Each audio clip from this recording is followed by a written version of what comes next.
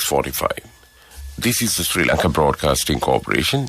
Here is the news edited by Lal Mallavarachi and read by J. Yogaraj. For C headlines. The President says that Sri Lanka already commenced low-level talks with India, China on debt restructuring.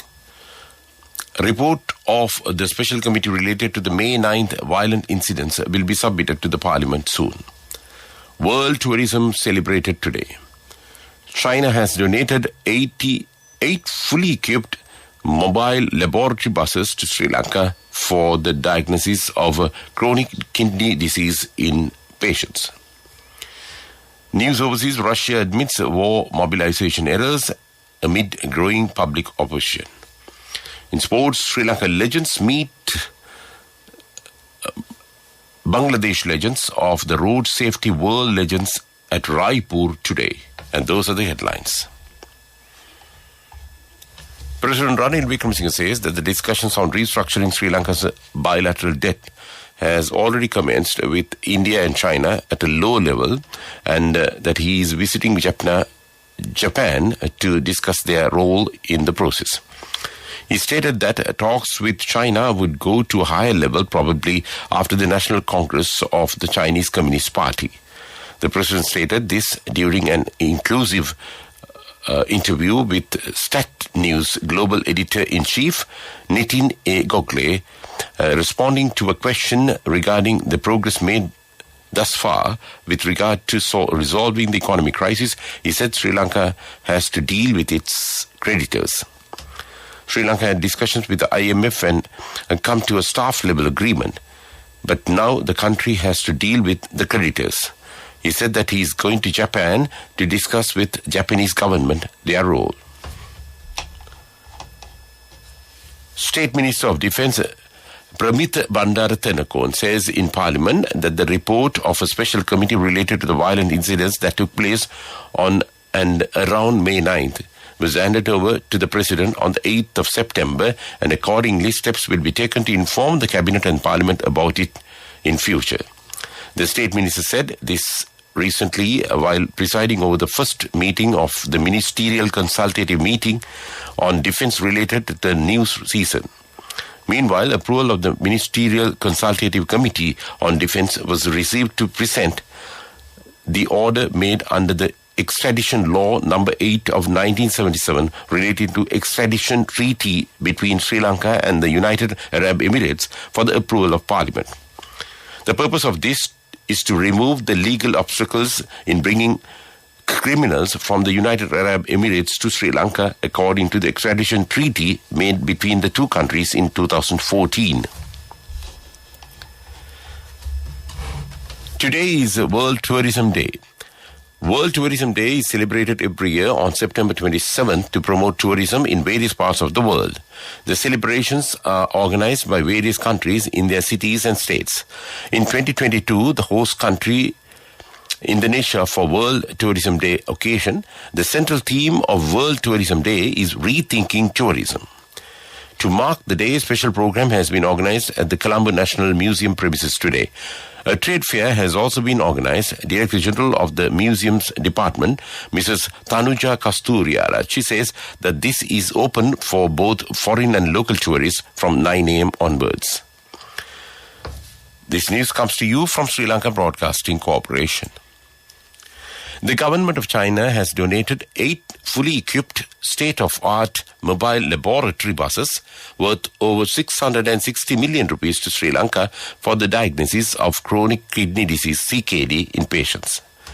The Chinese ambassador to Sri Lanka, Ki Zhenyong, officially handed over the state-of-art mobile laboratory buses to the Minister of Health, Dr. K.L. Rambukwala, yesterday at the Colombo National Hospital premises.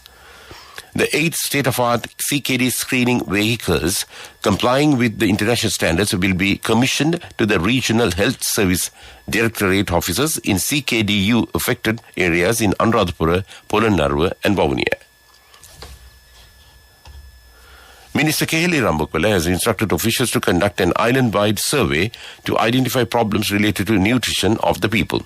The aim is to find out whether the reports published recently about children's nutritional deficiencies are true or not.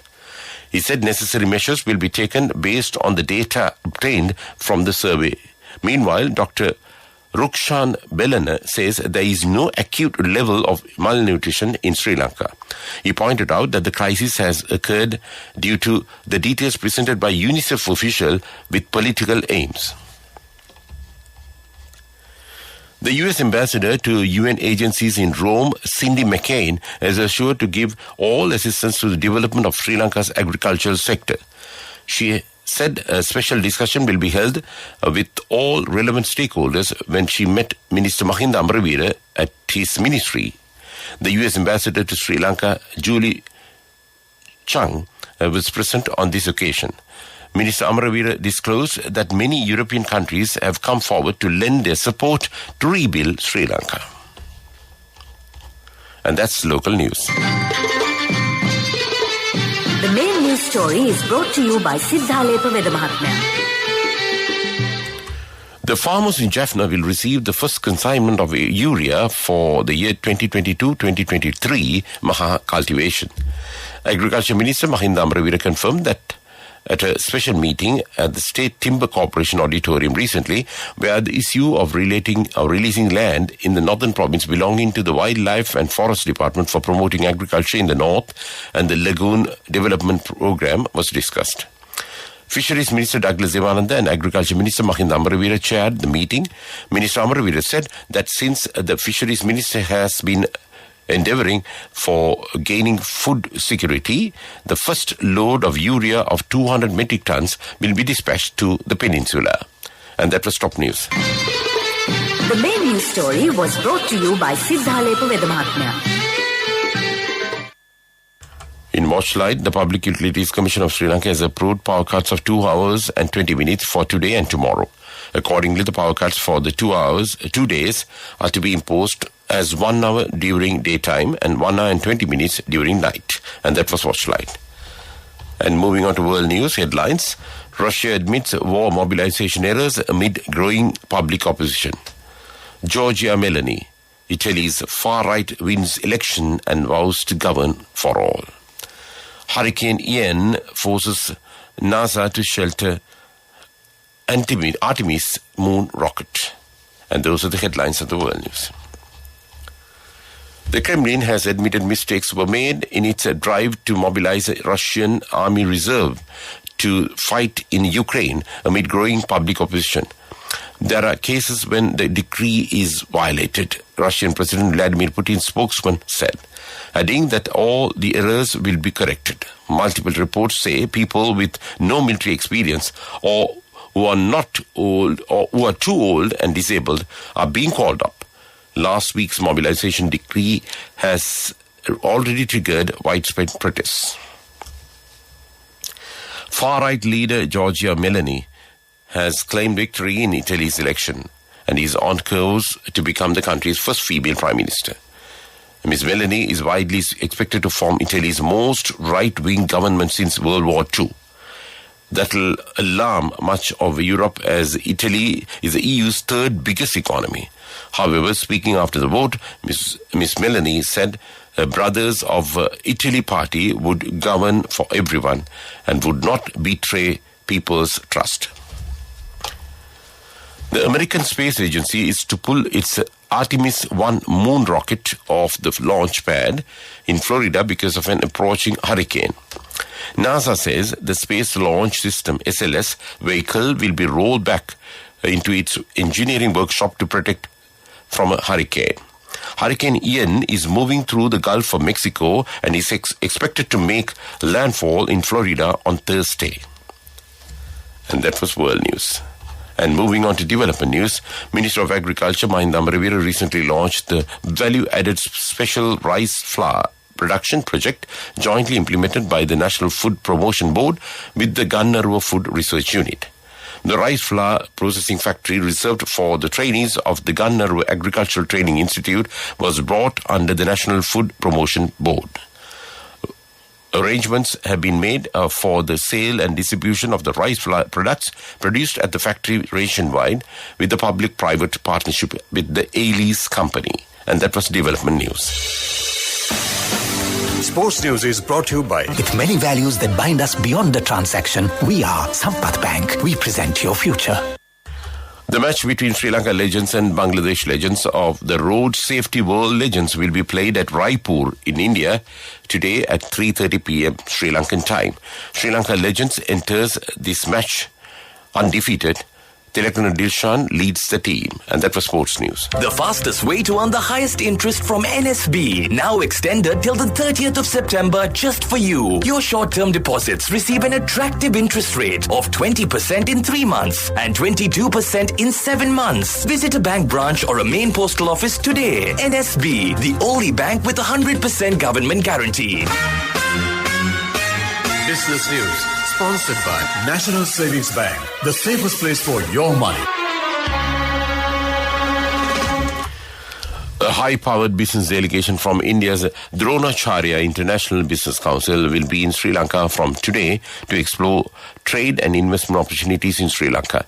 Business delegates are composed of importers, exporters and potential investors from the industry mix of food and agricultural products, trading, textile manufacturers, auto component manufacturers, IT products and services, civil construction, building materials, electrical services, media equipment and engineering institutions owners. And that was Business News. Business News, sponsored by... The fastest way to earn the highest interest from NSB, now extended till the 30th of September just for you. Your short-term deposits receive an attractive interest rate of 20% in 3 months and 22% in 7 months. Visit a bank branch or a main postal office today. NSB, the only bank with 100% government guarantee.